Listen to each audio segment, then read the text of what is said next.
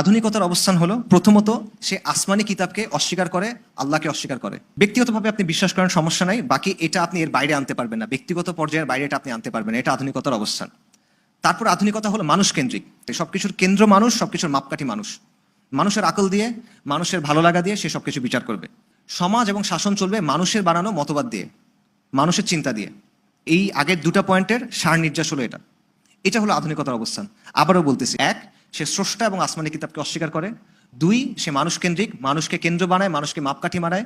তিন, সমাজ এবং শাসন চলবে মানুষের মাধ্যমে, মানুষের চিন্তা, মানুষের আকল দিয়ে। ইসলামের অবস্থান তো কি? ইসলামের অবস্থান হলো লা ইলাহা ইল্লাল্লাহ মুহাম্মাদুর রাসূলুল্লাহ, কুফর বিত তাগুত ওয়া ঈমান বিল্লাহ। ইসলামের অবস্থান হলো রিসালাত, ইসলামের অবস্থান হলো ওয়াহী। এটা চাইলে আপনি এখন 2 দিন ধরে ব্যাখ্যা করতে পারেন, এটা চাইলে আপনি 1 লাইনের মধ্যে বুঝতে পারেন। এই দুইটা অবস্থান সাংঘর্ষিক। ইসলামের কেন্দ্রে আল্লাহ, আধুনিকতার কেন্দ্রে মানুষ। আমাদের মধ্যে যে সংশয়